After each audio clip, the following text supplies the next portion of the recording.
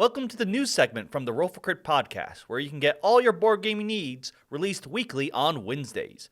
We're back from a break, so we hope you're ready for a whole lot of news for the week of January 17th, 2022. A lot of interesting, weird, various topics, not just your new game announcements, like all kinds of things happening in the board game industry, different areas of it in different ways. Some things I'm confused about, some things I'm curious to hear your thoughts on. Frankly, I am insulted that people did not wait during the break. Yeah. How could you all? Give it a rest. Give it a rest. The world dare rotate while we're gone. We didn't say you could keep making things happen. First couple of stories have to do with conventions. Board game conventions, kind of a big deal. They happen all around the world. And one of them usually happens in New York City around February, and that's the Toy Fair of New York. The official title is actually Toy Fair New York. Toy Fair New York. Toy Fair. It's Toy Fair New York. Just want to get that straight. And this usually happens, it takes place in the Javits Center, which is also where New York Comic Con is. Pretty big location. And yes, they have all kinds of things. It is the Toy Fair. They cover all sorts of toys, but they do have somewhat of an emphasis on board games and card games as well. I think usually more of the, family-oriented or kid-focused board games, but they have a presence there. Well, I'll cut to the chase here. Long story short, too late. It's canceled. It is not happening. They have officially decided to cancel it based on the current status of people's health with the pandemics, particularly with Omicron going around right now, which is pretty bad in New York City in particular. They are canceling it. It is, at least I believe they're going to have a digital presence of some kind, which I'm pretty sure they did last year as well. They had a digital presentation instead. So I'm assuming they'll have something like that, but no Toy Fair will happen in New York in person this year. Now, most other conventions that I'm aware of, at least in the board game sphere, haven't made any announcements like this. Gen Con's still talking about tickets going on sale. I think there's still PAXs coming up. Does this seem like something to you, Will, is this a one-off? This is because of a particular location that it's happening in, or is this a sign of more of this to come? It's definitely location related. I think that's very obvious. But the Toy Fair, to my knowledge, while it was a bit more retail oriented, more for retail, right? Less for your average consumer, like a Gen Con or something. More for people in the business, right? And right now, it seems, at least from what I can, a little I know in the the toy market and stuff, it is hard to keep shelves stocked already. You don't need to do a lot of convincing to stores. They're just trying to get anything on shelves. So while something like a Gen Con, I feel like where there's getting your news out makes the difference and people talking about their game for the consumer. I feel in this case, they could do maybe more digital stuff. Send them over like a sell sheet or whatever. Right. Or a little online presentation and in particular also, yes, especially for, I guess, maybe checking out younger audience toys, I feel like a lot of board gamers really want to play a little bit before they buy it. Meanwhile, for toys, I think be it little Timmy or me are more than happy to pick up their Transformer regardless. Yeah, little Timmy especially. That guy loves them. And I know there are reviewers as well for Transformers and talk about the joints. I'm just using that as an example and stuff. I just feel like it's not nearly a must, I guess. So the risk of COVID versus the reward, is not nearly as big. Yeah, I think that makes sense. It's not like it's not like, again, just going to Gen Con because it's the biggest example, that the city of Indianapolis almost relies on that revenue to some extent. Whereas if this comes or goes, the impact is not nearly as great as some other conventions. And as you said, New York is being hit particularly hard right now. So it's also a little trickier for them. Although, again, I guess it's further off, but I haven't heard anything about Comic-Con changing this year. Um, but that's like you said, that's a consumer event. It's for the general public, so there's different things at stake in different ways.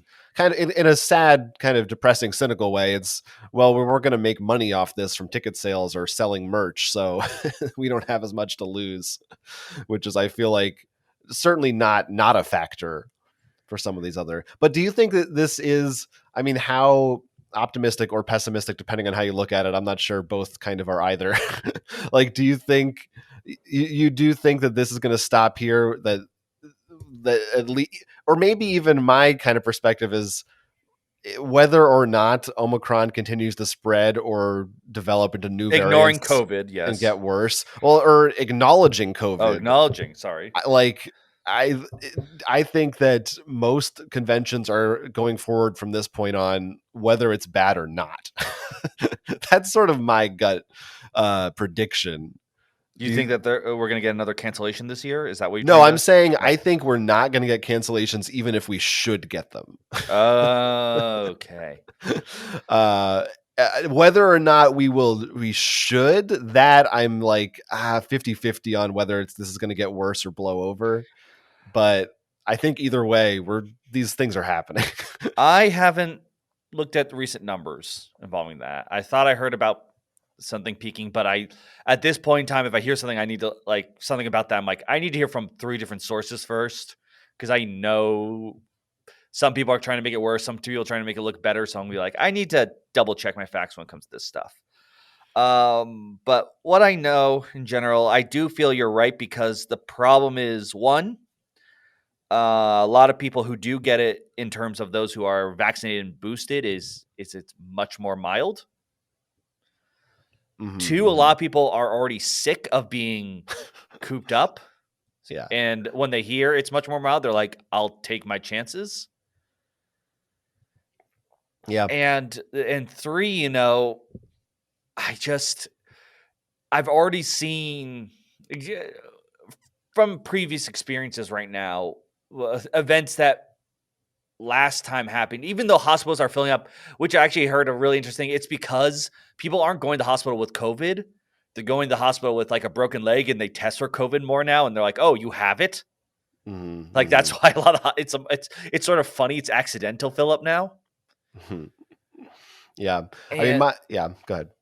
And I'm not seeing things that were canceled previously, or, we saw like much more precautions, not with this current variant. So I think your prediction's probably more or less spot on. Yeah, I don't even, just to, I don't think anyone needs to be reminded of this, but we are not doctors or scientists. But Yes. my feeling is that I'm worried, and I think what most people are worried about is not necessarily Omicron, but basically whatever the next variant is going to be. That, the more contagious something is, the more it has the chance to develop, the more that the next thing could be the worst thing that maybe the vaccine no longer protects against, or whatever it is. We don't need to get into it because this isn't that podcast, but I do think it is probably going to get worse before it gets better. But in terms of these kinds of events, like I said, I think they're probably, at least for this year, going to keep going the way they're going. But we'll see. We're not very good at reacting until something significant happens. Yeah. In 100 years, if humanity still exists, the history books will know what the right move was. Right now, it's tougher to figure that out. Anyway, so that is not happening next month. If anyone was planning on checking it out, don't go anymore. And another bit of convention-focused news also took place. This one concerning Spiel, which takes place in Essen, and that's got to be the biggest international board game convention. That's where they usually drop a ton of really huge new announcements, new releases. People come from all over the world to check them out in Essen in Germany. And the fair itself, the Spiel fair, has now been purchased by Spielwarenmesse EG. I think that's a G. I'm not sure. Spielwarenmesse is how I'm going to say it, which is essentially they're a company that does this. That's what they do. They manage fairs, in particular different types of toy or gaming related fairs. And they are now taking over the running of Spiel, but actually they are keeping most, if not all, of the original team intact. According to their statement about it, it was important to them to keep things consistent and to have that not feel like, oh, this is going to be a totally new, different kind of fair. They want to have a through line from the last year's convention to the next. So it seems like they're not going to have anything change too much under their umbrella, but they are now managing it and in some regard, I guess, marketing and profiting off of it, I assume. This is not a company that I don't think either of us, I know I wasn't like familiar with it, so I don't know how much, I don't really have that much to say about what this might mean for Spiel, because it sounds like the answer is that it just won't mean that much. But did you have any other takeaway on this? I mean, it's interesting. We usually hear about like a publisher being bought out or something. Usually don't hear about a whole convention being bought out. That was going to be my thought process. Like, I never thought of a convention being for sale. Right. It's just, but it is like, there's a Gen Con organization. Theoretically, Asmodee could be like, we want to run Gen Con now. And they could kind of purchase the rights to it, I guess. I don't know how that's illegally. It's strange because it's not like, a convention is not a thing. But I guess it's the entity that runs it. Yeah, it's more like, because it's an event. It's sort of weird. It's not like you hear like, though I'm sure people would argue this is true, like, recently Coca-Cola has officially bought Christmas right after Hershey's has officially bought Easter. The things you're saying are jokes, and also I'm pretty sure they're going to happen. I know. That's why I sort of I thought about it for some, like, I know exactly which companies I should say for each holiday. Satire doesn't exist anymore. It's just real life. Who buys Hanukkah? Nobody probably. Yeah, not as big in the commercial markets. But maybe they could turn it around. I don't know. So yeah, Spiel Essen is still scheduled right now to take place in October of this year. So they have not said anything about any kind of changes to that plan. I assume they're going to keep going with the same vaccination requirements that they did last year. I don't see why they wouldn't, but we'll see how that one comes out as well. So there's your little convention briefings for the week, but we're not quite out of the business side of things yet. Now we're going to move over to talk about another giant conglomerate, Hasbro, who of course also has Wizards of the Coast underneath their umbrella, who produces games like Magic the Gathering and Dungeons and Dragons. You may have heard of them. Hasbro is getting a brand new CEO. Chris Cox, who formerly was the president of Wizards of the Coast, is now going to be the CEO of Hasbro at large, managing all of their content, games, toys, and whatever other merchandise, cartoons and films, video games may now come out of that. And the previous CEO of Hasbro is going to be moving up. He's going to become the new president of the company. So slightly above him still. And they have not announced yet who the new president of Wizards of the Coast is going to be, but I assume we'll hear about that soon. I'm curious, maybe it'll be somebody else from within the company, or maybe they're bringing in entirely new blood. I don't know. But obviously Magic has been pretty successful, as has D&D over the past few years, even in the pandemic. Wasn't it one of the things that really kind of even skyrocketed during the pandemic? I believe it sold very well, yes. Yeah, maybe it didn't do better than ever, but it didn't hurt, seemingly. So is this, I don't know, is that good? Do you think Hasbro, is there anything from Wizards of the Coast and the way that they manage their games in particular that you think Hasbro might learn or adopt going forward for its other titles?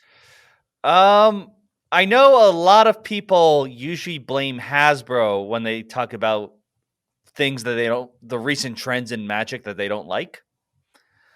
But I remember seeing when this announcement was made, at least a lot of Magic players were like, oh no, he has even more power. So doesn't seem to be loved that much in the Magic community. So if he is, I don't know how well that's going to translate for Hasbro. I imagine I mean, it'll be curious to see, especially with all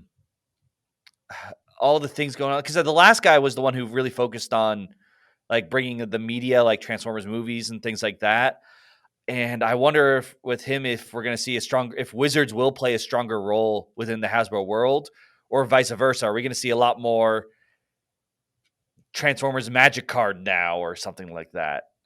Like Yeah, he's it's going to really kind try to do of that cross branding, and of course, we'll have to see where they land on. I know they've made some, but if they're going to continue and grow on the NFT side of things, yeah, I think that's that's inevitable at this point with everybody. But yeah, it's all it feels like there's two possible outcomes is that either because he has, more power now that it will affect Wizards stuff even more, or because he's going to be focusing on other things, maybe whoever is coming in will actually have the freedom to change things up and maybe do things a little differently. yeah. But we can't know that until they do it. We can't. But just from what I know from the recent of how Magic has been, I feel like Magic has been much more profit oriented as of late. So I would not expect more experimentation, or at least not experimentation to the like we're doing this even though it won't make us money kind of experimenting.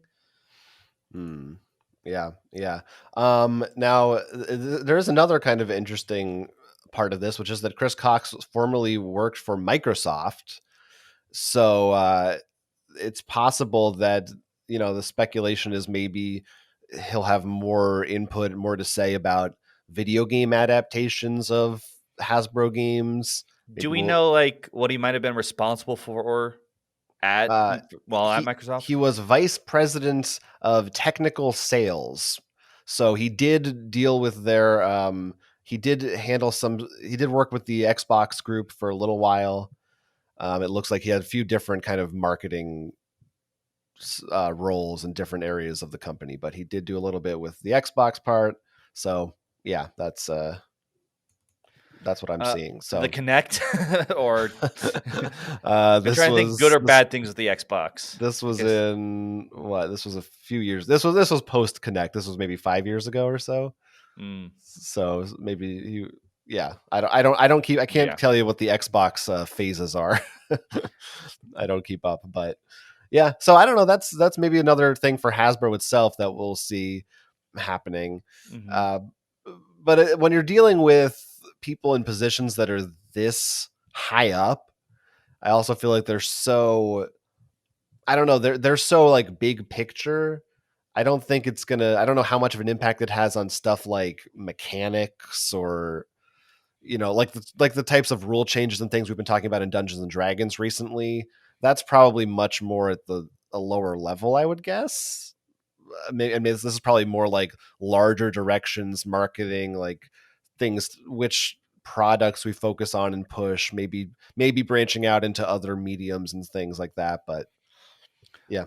what I imagine is more likely to happen, at least from his position, is going to be focused on I mean, just from what we've seen with almost every other company, profitability, where things are good, where things are bad. If you're in a niche thing with Hasbro, you should start sweating.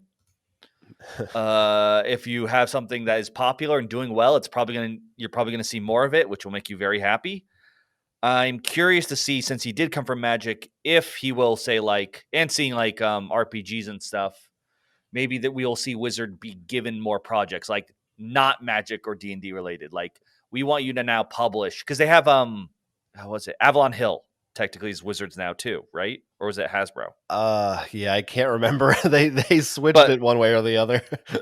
I'm wondering if we'll see that company start producing more games, like because they're seeing the growth in the board game area. Be like, all right, I want to now see 3 new games from you.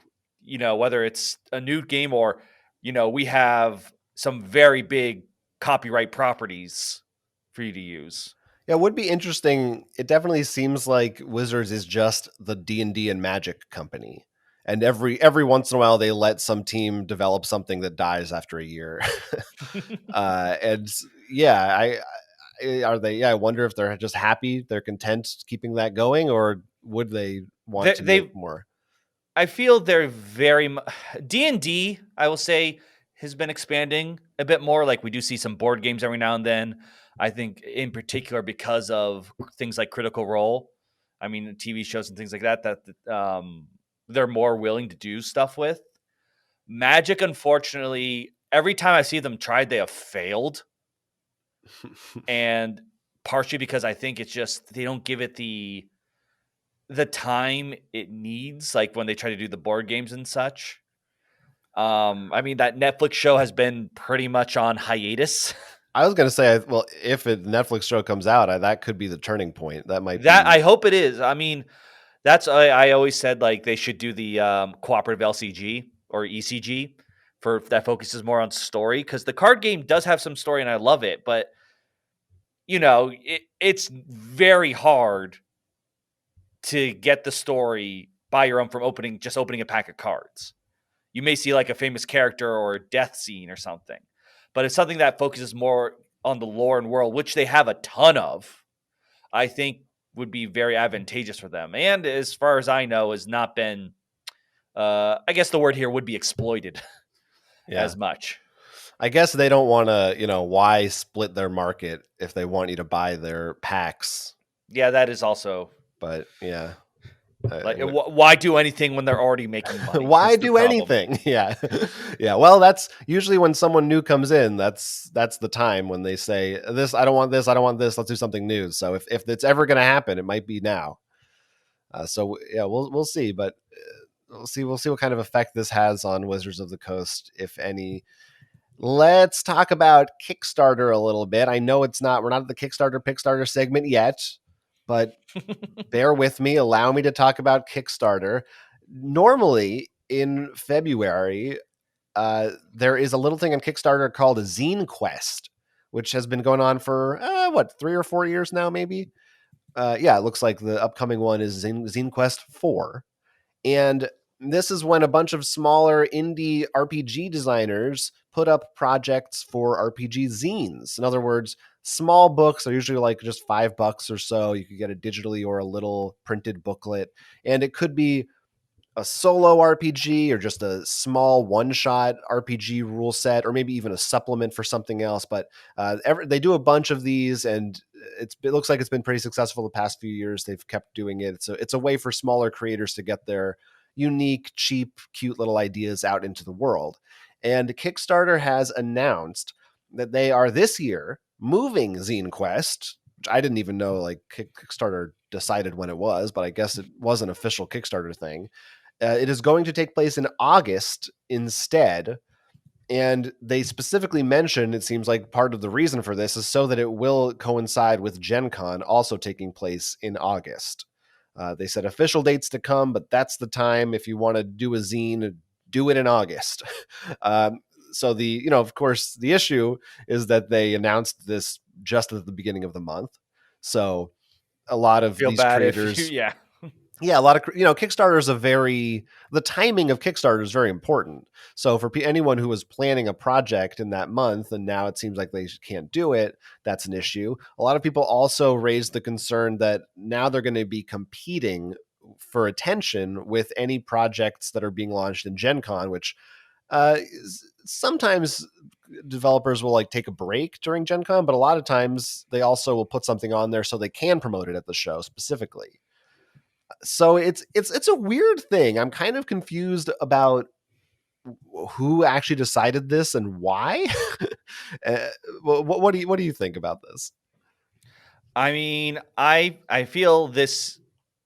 It's one of those things. Like I guess maybe it goes with the Spiel thing. The original ZineQuest was like, hey, you know what? Not too much happens in February. This is a great time for people to be like, here's all our great zines. It's our little cute idea, and they're also not too expensive. So this is coming after the new year, where budgets are usually a little bit tighter because of all holiday shopping, Mm-hmm. and you're not just freaking out because the new year just started. So it feels like, I mean, this is what happens. We're doing all this fun stuff with corporations today. Like it was not, they saw this and they're like, oh, we'll help you make the zine quest a month in, which is like, oh, that's very nice. I don't think people signed on to be Kickstarter to be like, yeah, we get to move it to one we want. And I sort of agreed during it having it during Gen Con is not a good, like, either maybe the month after or the month before. Yeah, I'm just trying to understand, for if you're a Kickstarter, what benefit do you foresee from this? Are you thinking, well, this will give them more exposure and we want to help these creators? Are you I thinking, wonder if because they want to make money from it too? Like, they're successful when they're successful. right. I wonder if it's because they're like, we want February to be something else now, so we're gonna move you and then later announce. Yeah, that is the only thing I can think of. It's either that or just they genuinely just think somebody had some idea that, oh, if we promote it at Gen Con, all the gamers will see it and it'll take off even more, which maybe is true. I don't know. Like, I would think what you said is that things would probably suffer, but I could see an argument that maybe things would Yes, be better. neither of us have ever It run a hasn't been Kickstarter before. tested. Yes, Yeah. but just from my own general, it's the same reason why you don't run Kickstarters during like December usually. So our Kickstarter has been usually lighter Hmm. around that month. Yeah, Um, people are spending their money at Gen Con right. that month. Even though these are smaller and cheaper, a lot of people are. This is when they're going to be like spend all of their money and they'll stop then. Then maybe like the month later they might be like, "Oh, I spent money. Yeah, I can throw $5 right now." It's a lot easier to do that after some time has passed. Yeah, yeah. So it's kind of Not right before you, right? Not literally the minutes after you made your giant, miniatures purchase. yeah, walking home with the Frosthaven box or whatever. I see a few people replying to this on creators on Twitter saying things like, "Oh, maybe we'll just do our own thing somewhere else, not on Kickstarter, or maybe we'll just ignore this and just put them up anyway." I don't know. I'm really wondering in February if this will change or what happens. But I think the ZineQuest community is small enough that I would be surprised if they can make a big enough fuss to really, for anyone at Kickstarter to care about this one way or the other. But again, why wouldn't they just want to do what the creators want? Like, it all is strange to me. It's really, I really want to know their motivation, because they didn't give it. They said to coincide with Gen Con, but I'd love to actually find out, well, why do you think that's good? Which they haven't really said. I mean, just like how it was confusing back when they said they're doing all the crypto stuff. Right. I think they just don't want to. It's better to keep things hidden from us. As we've learned over and over again, transparency is the worst option. Always better to obfuscate and hide your intentions if you're a big corporation. Now, off of Kickstarter, we'll come back to more Kickstarter stuff as promised in that segment later on. Next, we got to talk about Tabletop Simulator, which is probably the most popular way to play board games online still. I know there's competitors now, but I think Tabletop Simulator is still pretty much synonymous with virtual board games these days, at least on Steam. And they have, a million different portals to play different board games on your computer without actual pieces, some of them official, some third parties, all kinds of things. People, publishers, designers use it to test their games a lot these days. It's a big deal. We've played a bunch of things on it. And recently there was some controversy associated with it when a game designer named Zoe Allred was kicked out of their public chat room. So for anyone who doesn't know, I believe this is where this occurred. Maybe it was in individual games, but on the home screen of Tabletop Simulator, there's a chat box that anybody can type in. And they were kicked out for mentioning that they were gay.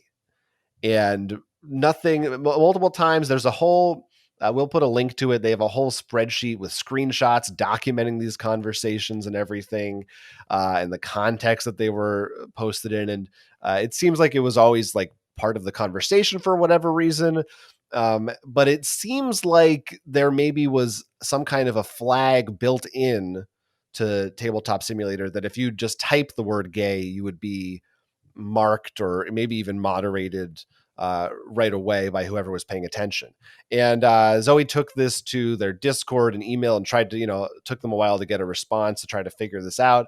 And they told them like, oh, this is just part of our policy, that we just don't want these kinds of discussions for whatever reason. Ultimately, they came out with a full statement about it, apologizing for this, saying that they mishandled the events and that they, quote, do not condone equating sexual orientation or gender identity with fetishes, politics, or anti-family friendly sentiment, end quote, which is kind of what they had implied with the responses earlier. And as a result, they have completely removed the global chat. So right now, there is no big chat room in Tabletop Simulator. That is not an option. And we're not going to be able to post in that chat until such time as they, I guess, come up with a new form of moderation, a new set of guidelines that they feel that they can enforce fairly and consistently. So this was a really weird story to come across, seeing everybody tweeting about it when it was occurring, that this company, which I mean, and I've said this before about Tabletop Simulator in general, that if you've ever used it, I feel like that is a program designed by board game nerds, people who are really good at computers and technology, and not necessarily people who are good at like the other sides of things. I think that comes across in the UI and some of the controls for that experience, and like the art design and the aesthetic of it are just, in my opinion, kind of ugly, and it's not the most friendly or enjoyable program to use in many ways. And I think this kind of feeds into that it seems like they just don't have this, the PR side of things that should be handling this. I don't know who that is. I actually have I don't know how big a team Tabletop Simulator is, but this story certainly reads to me like they don't know how to handle that. They don't know what's going on over there. What was your take on this weirdness? I'm gonna be honest. I'm surprised it took this long for there to be an issue with the global chat. I mean, usually sign in, and I mean, I usually don't look at it, but I feel like there's been a handful of times where it just seems like there's bad things happening in there. Yeah, Has that been? I don't remember ever going there and be like, I'm gonna talk in here. Yeah, it's not. It doesn't seem like a real fun, welcoming environment. But I agree with like a lot with what you said. It's great for simulation and playing all this stuff, but it does feel it was designed without the like, because it was the first, and unfortunately now we're seeing some of the things, or some of the cracks show. And I remember there are also pictures of some of the posts in the Discord afterwards when the person was involved that are just like, oof, you Mm-hmm. know, it's the kind of thing and honestly, it's the kind of thing that in today's day and age, one of the first things you got to think about is like, what's going to happen when we open the floodgates to anonymity for people? Like, I think you just have to expect the worst to happen in a chat. And how do you control that?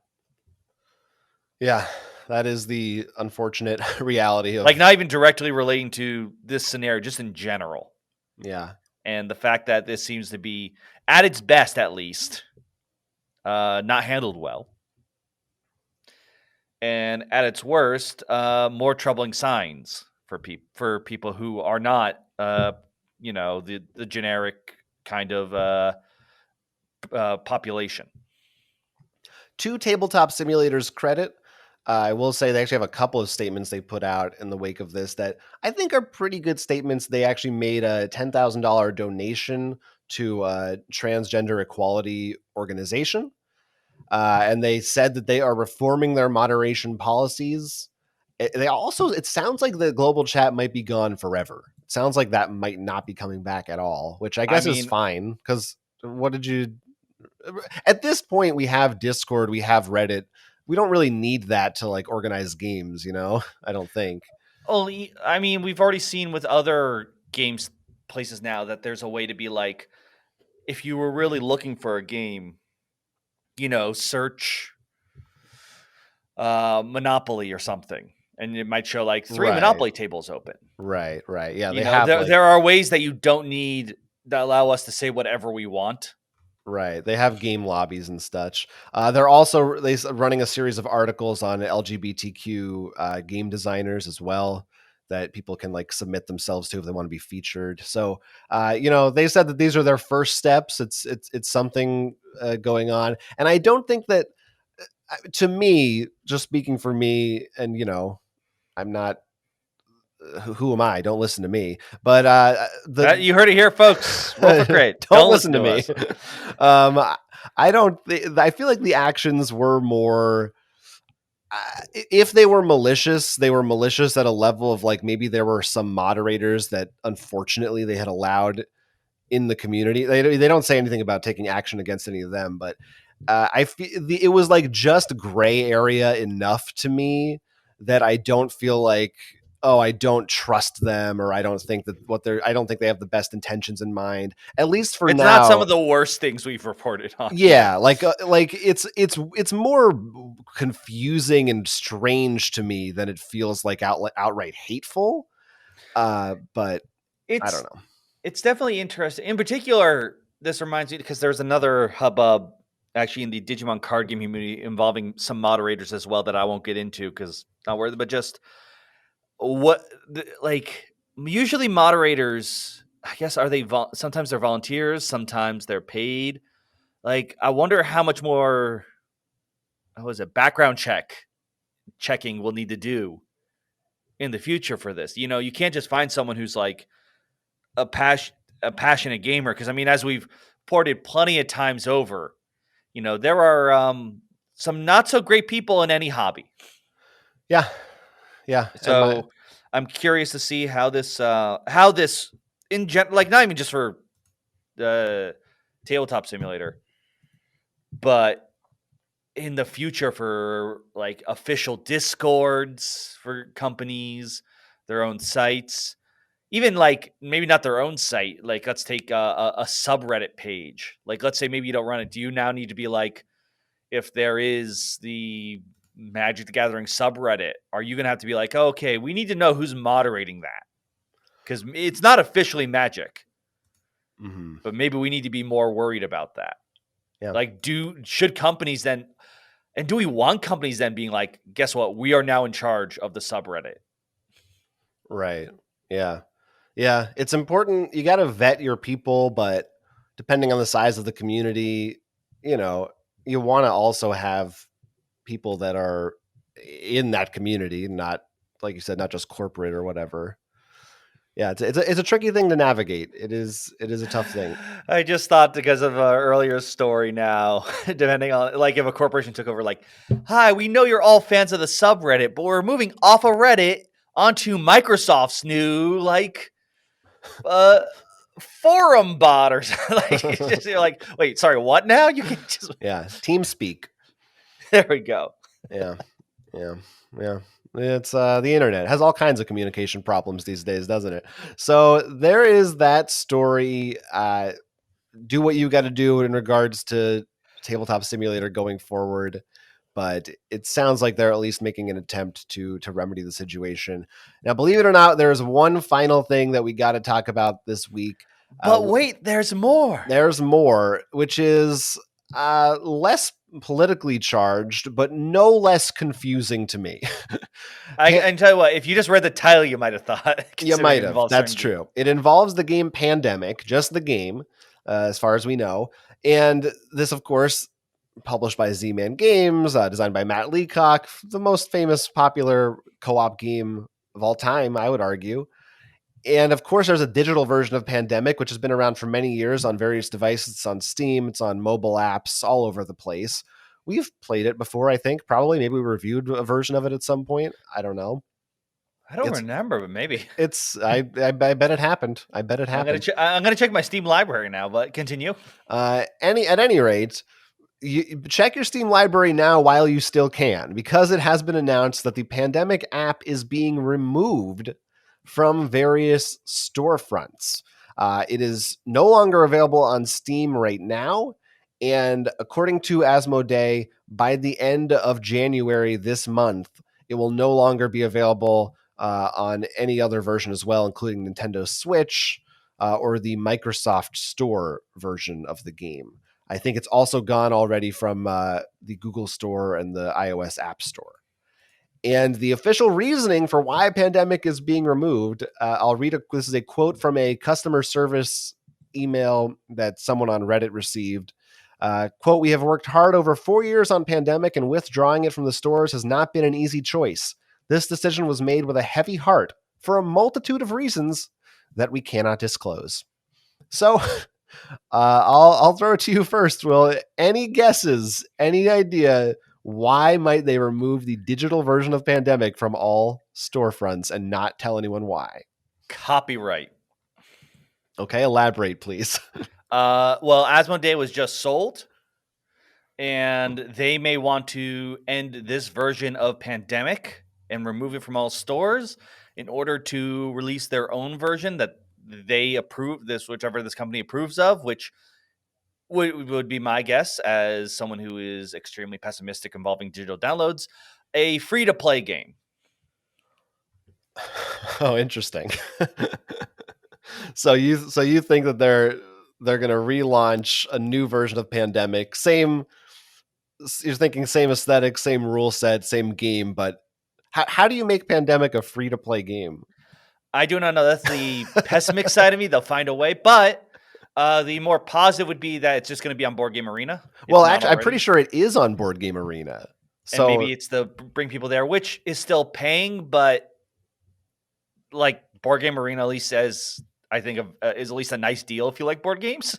But then the next question becomes, why Pandemic and why not multiple other Asmodee published games that are also on Board Game Arena and also have digital versions? Splendor is still available. My guess is the legality and the contracts with the companies that made them. I don't know if they were all made by the same video game company, and they could be like, no, you signed that we're allowed to have this for, till 2030 or something.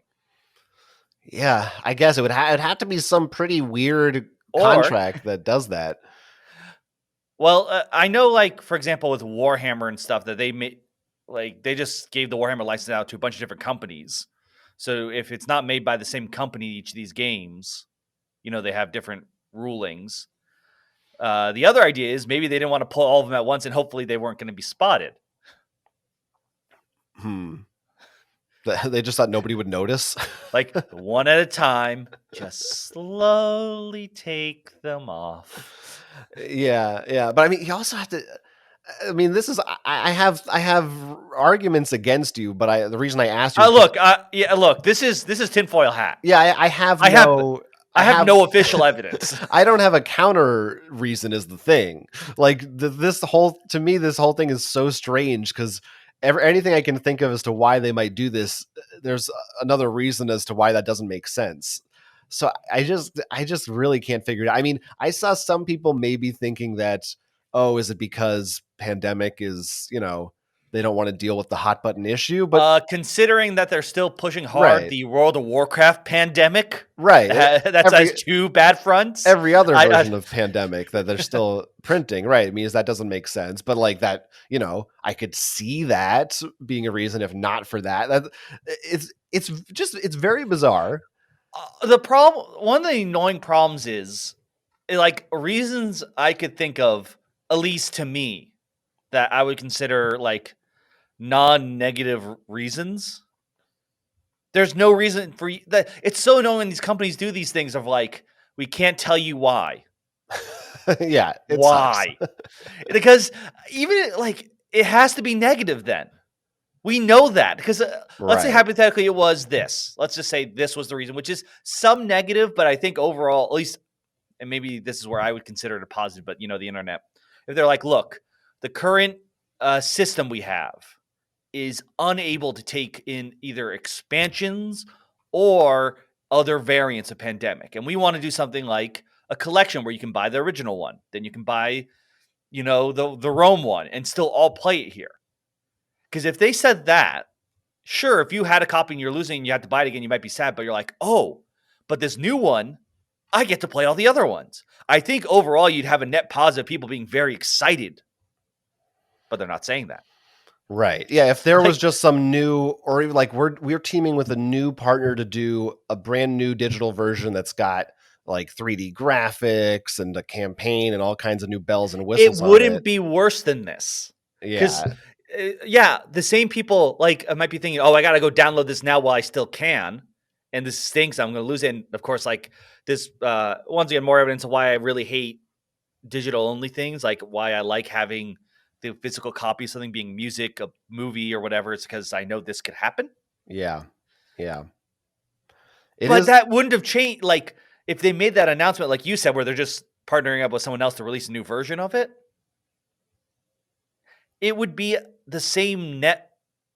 At worst, their net worth would probably be the same where they are now. Yeah. Yeah. Well, it seems like for now, at least, people are still, if you did own this game previously, you can still play it and download it, at least on Steam. I don't Can know on you? other devices. The way I read it was if you still had it downloaded. I see a you couple can't pick people it up. saying they were able to re-download it. Okay. In this, at least on Reddit. So, so that may not last forever, but it looks like for now. I think some of the other games, like I think Switch was it, and something else, you could still pick it up. Yeah, Switch is until the end of the month. It's still on sale. And I think the Microsoft version they said also. Yeah, that was the other one. I know something. So those are really, if you don't own it yet, probably try to buy it there. Those two. Yeah. Oh, there you have it. And we'll see in a few months, I guess, if a new pandemic comes out, or if they just say, "Yeah, Board Game Arena. That's what we really want people to play on now." Which seems even then, bizarre that would to have me. been like, look, we're taking it off. It's up on Board Game Arena. But there's no reason both can coexist. Like they both are different things. Oh yeah, no. Look, I'm not saying against that, but they're not even saying that. Yeah, that's where was the exact wording again? I'm trying to find that. For multiple reasons, we cannot disclose. They cannot disclose. I feel like that's when you see like it's like in court cases, like we have settled and we cannot disclose who was guilty. You're just it's like a secret. You were guilty. Yeah, whatever the reason is probably not great. We'll see if we ever find out. But if you want Pandemic digitally, get it on Switch now, I guess, if you can, or Microsoft Store, whatever. I don't know, or one of those, or maybe you know what it is. Yep. Exclusivity on the Epic Store. Listen, that could be it. I'm not going to advocate for piracy, but if they're not allowing anyone to buy it, I'll just say I'm sure there are going to be people who have a install of it that will be floating around later on. Which personally, to me, if they're not selling it, I don't see anything morally wrong with that. But you guys do you. Do what your own conscience tells you. But I also feel like personally, if I want to play Pandemic that badly, there is Board Game Arena that exists, or the physical version. It's not like a video game where when it's gone in every form, and it feels more devastating. So it is strange in that way. It's kind of a different thing. That is, believe it or not, all the news that we have for you. It's finally complete. Do us a favor, like this video, subscribe to our channel, or if you really like us, you can support us on Patreon. Become a high roller today for exclusive bonus content. We also have a podcast now. You can check that out at rollforcrit.com/podcast. Weekly episodes with special guests you definitely want to listen to.